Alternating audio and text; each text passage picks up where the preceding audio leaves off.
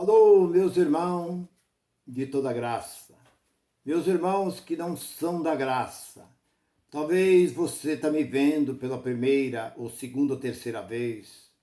Você ainda está em cima do muro. Será que esse homem está dizendo a verdade? Eu recebo muitos comentários, mas recebo também alguma crítica, mas eu não dou importância para as críticas, porque eu sei que aqueles que me criticam é porque não têm conhecimento.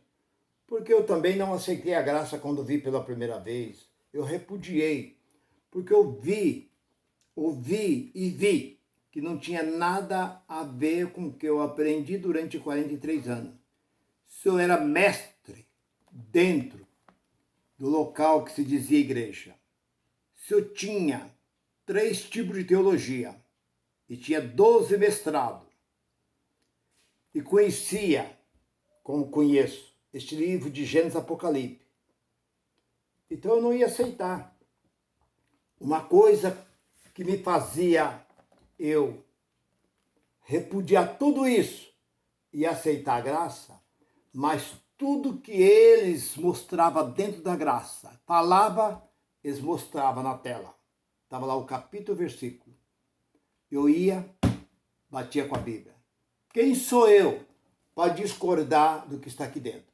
Agora, se você discorda, se levanta, me critica, existe uns por aí que diz que eu preciso conhecer a Bíblia. Oh, meu Deus, conhecer a Bíblia. Outros, você é um herege, você não sei o quê, você vai ter que dar conta disso que você está falando. Oh, meu Deus, vai ter que dar conta. Nós, gentios, não temos que dar conta de nada. Nós, gentios, não temos condenação. Nós, gentios, não temos lei. 2:14 de Romano. Nenhuma condenação há para os que estão em Cristo, que já não anda mais, não há condenação para nós. Nós não temos condenação nenhuma. E outra coisa, você não pensa que você vai para o céu. Pare com essas coisas de céu. Porque eu vou para o céu, lá eu vou encontrar meu pai, minha mãe, meus irmãos, vou encontrar meu filho. Para com essas coisas, minha irmã, meu irmão. De colocar isso dentro da sua cabeça, tira isso de dentro da sua mente. Morrendo o homem, a mulher deixa de existir. Acabou. O que vai voltar para Deus é o Espírito. O Espírito não tem forma. O Espírito não tem braço, não tem perna, não tem cabeça, não tem forma, não tem cor, não tem sexo. É o que vai voltar para Deus. E ele voltando para Deus, Deus faz do Espírito o que ele quer. Se ele quiser mandar esse Espírito voltar outra vez aqui nessa terra para cumprir um tempo determinado aqui na terra, ele manda. É dele o Espírito, ele faz do Espírito o que ele quer. Então pare com essas coisas de rua de ouro, essas coisas tal. Mas a mensagem que eu tenho, para nós não prolongar muito, a mensagem é essa. Abraão nunca deu o dízimo. Irmão Nilson, Abraão não foi o primeiro homem que dizimou, que deu dízimo? Não. Abraão nunca deu dízimo.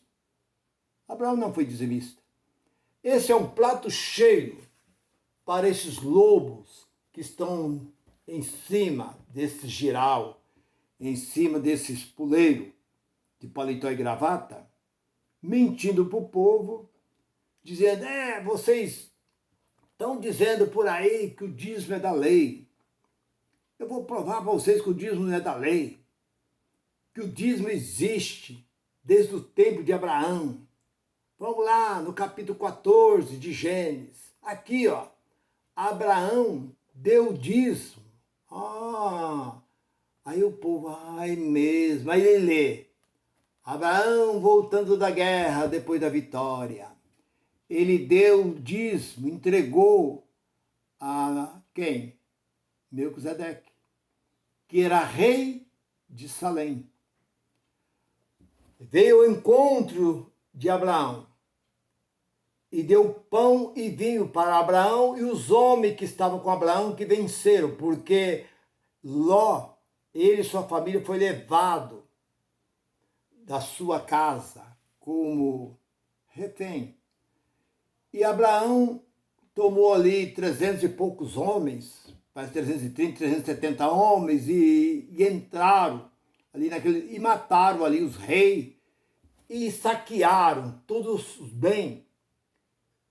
Então, naquele tempo, era um costume que tinha as nações de saquear os bens quando eles entravam num povoado, numa cidade, eles matavam tudo e saqueavam aquilo que convinha. Aqueles animais bonitos, cordeiro, vaca, animais e assim por diante, eles levavam ouro, prata, veste, todas aquelas coisas. Foi o que Abraão fez. Abraão, vencendo a guerra, ele pegou tudo, saqueou e levou com ele. E quando ele chegou em Salém, o rei daquela cidade veio ao encontro dele, feliz, contente, e deu de comer, ele e seus homens. E Abraão pegou e deu o que ele tinha saqueado. Abraão deu o que não era dele. Então entenda bem, dízimo veio existir praticamente 700 anos depois de Abraão veio existir o dízimo. Porque a palavra dízimo significa comida. Trazei todo dízimo na minha casa, diz o Senhor. Malaquias. Bom, em vários lugares. Para que haja o quê? Mantimento aonde? Na minha casa. Era para isso. O povo só começou, o dízimo só começou a existir quando o povo saiu do Egito? Não. Quando o povo entraram na terra prometida, conquistaram aquela terra, já não foi mais Moisés, porque Moisés estava morto. Quem conquistou aquela terra foi Josué. Depois que o povo entraram naquela terra, que começaram a plantar ali, aí então foi criado então o dízimo. Porque a tribo de Levi não trabalhava. Então 11 trabalhava e sustentava a tribo de Levi. E as viúvas e os órfãos e também os estrangeiros tinham parte nos dízimos. Onde está isso? Deuteronômio, capítulo 14, versículo 29 e 30. As viúvas, os órfãos, os estrangeiros, aquele povo que não tinha, como hoje seriam os moradores de rua, mora debaixo da ponte, ia buscar, não ia pedir.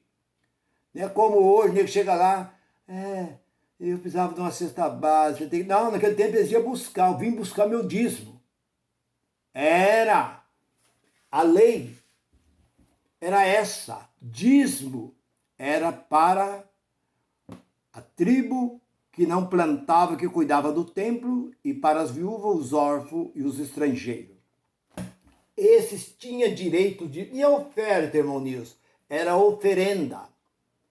Oferta era um presente, algo quando você ia visitar um profeta, um sacerdote, um rei, você levava, como Davi levou para o rei Saul a primeira vez. Quando ia a um desses homens, não podia chegar de mão vazia. Era a tradição, costume deles, levar alguma coisa. Então a palavra oferta vem de oferenda. O que Paulo pedia para o povo? Coleta. Capítulo 16 de 1 Coríntios, ele diz assim: antes de eu chegar, tira a coleta. O que era a coleta? Dinheiro? Não. Era alimento. E Paulo fazia o que com isso? Levava para os irmãos mais necessitados, aqueles irmãos pobres. Não era para ele comprar avião, carro blindado, prédio, fazenda, encher de boi, comprar programa de televisão, comprar emissora, estudar seus filhos na faculdade. Não. Era para sustentar aquelas comunidades pobres que não tinha condições nenhuma nem de se alimentar. Paulo pedia naquele local aonde tinha mais fartura, Paulo pedia. E eles contribuíam. Oferta, não. Não era oferta, porque oferta vem de oferenda. Então, meu irmão e minha irmã, você olha para a Bíblia que essa conta não fecha. Jacó, quando saiu da casa de seu pai, ele fez uma oração antes de chegar na casa do seu tio Labão, porque ele estava fugindo do seu irmão Esaú. E ele fez uma oração e disse: Senhor, se tu for comigo nessa jornada, me dá pão para mim comer, roupa para mim vestir, em paz eu voltarei para a casa de meus pais, certamente daria o dízimo de tudo. Agora eu pergunto, deu dízimo para quem? Aonde você encontra dentro deste livro que Jacó deu dízimo para alguém?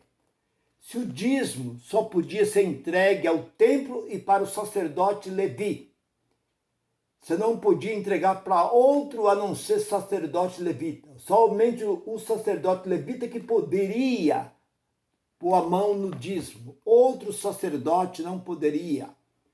Era somente eles. Agora não havia templo, nem havia sacerdote. Jacó viveu 130 anos na região de Canaã. Depois, aos 130 anos, ele foi embora para o Egito. No Egito, ele viveu mais 17 anos e lá ele morreu. E veio seus filhos, logo em seguida morre José, e aquele povo se tornou escravo. Deram dízimo para quem? Aonde diz dízimo aí? Aonde Isaac deu dízimo? Aonde Abraão deu dízimo? Abraão deu o que ele saqueou, deu para o rei de Salém. Então, uma grande mentira, quando esses pregadores levam lá. Quem escreveu isso daí, escreveu uma mentira, usando o despojo que Abraão tinha pegado, saqueado o rei, deu como dízimo. E dízimo, a Bíblia diz que é comida. Como que era? Ele pegou tudo. A Bíblia diz que ele não ficou com nada. Tudo que ele pegou dos reis, ele entregou para o rei. Então, que tipo de dízimo era esse? Dízimo se Abraão plantasse, colhesse, e esse já existia templo, existia um templo ali na cidade de Salém, sacerdote, para pegar, tá? Não existia nada disso. Abraão estava começando. Abraão foi o primeiro homem que Deus chamou, depois de Noé. Deus chamou Abraão, mas não chamou o pai de Abraão, que foi Tera. Tera foi o pai de Abraão. Deus não chamou ele, nem chamou os irmãos de Abraão, a família de Abraão. Deus só mandou que Abraão saísse, ele e a sua esposa Sara. E Abraão ainda fez mal ter levado seu sobrinho Ló. E depois vocês viram o que custou para Abraão. Então, meu irmão, minha irmã, se você é um dizimista, acha que você está fazendo alguma coisa, você está contra este livro. Você é um maldito. Você é maldito por dar dízimo, porque dízimo está debaixo de maldição. Todo aquele que dá o dízimo está debaixo de maldição. Isso está em Gálatas, capítulo 3, versículo 10 e 11. E se você quer saber ainda mais, lá em Gálatas, capítulo 1, versículo 7 e 8, o apóstolo Paulo diz assim: qualquer um que pregar um evangelho diferente desse que eu tenho pregado, seja amaldiçoado. Porque Paulo nunca pregou dízimo, nunca pregou batismo, nunca pregou ceia, isso é Páscoa. Paulo nunca pregou a apresentação de criança, unção com óleo. Paulo nunca pregou nada dessas coisas. Ele diz, ainda que desceu um anjo do céu e anunciar um evangelho diferente desse que eu recebi do Senhor ao terceiro céu, seja o evangelho de maldição. Então Paulo está bem claro nas suas palavras. Se você é um dizimista, você não tem nada na sua vida, porque você está debaixo de maldição. Este livro é quem afirma, não são minhas palavras. Esse livro afirma, porque toda a lei terminou aonde? Os profetas terminou em João Batista, e a lei terminou em Cristo. De Cristo para cá, o gentio não tem lei, não tem dízimo, não tem oferta, não tem nada dessas coisas. Se você faça isso, pare. Não dê oferta, nem dá dízimo e nem vá mais nesses lugares. Repudia este lugar em que você está indo, porque este local que você está indo é um lugar de maldição. Esse local é um lugar maldito. Pode ver que você não tem sido curado aí dentro. Você não tem resolvido os seus problemas financeiros aí dentro que se promete. Você não tem resolvido os seus problemas conjugal. Você não tem resolvido os seus problemas de filho nas drogas. Você não tem resolvido a sua casa própria que se prometeram. Você não tem conseguido nada. Por que você não tem recebido nada e nem conseguido nada? Porque é maldição. O sistema está debaixo de maldição. Por isso que nós estamos aqui para te ajudar. Nós estamos aqui para te alertar que Abraão nunca foi dizimista. Isaac nunca foi dizimista. Jacó nunca foi dizimista. O dízimo só veio acontecer quando o povo entrar na terra prometida para uma finalidade.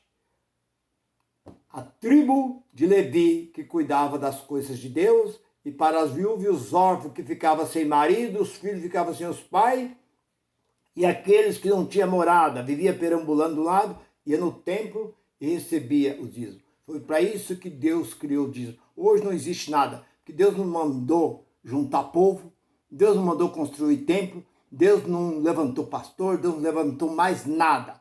Deus não disse mais nada. O último homem que Deus levantou foi o apóstolo Paulo.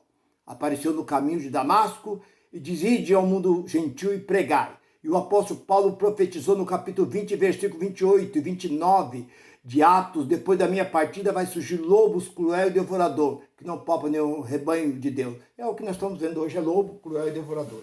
Meu irmão, fique com esta palavra.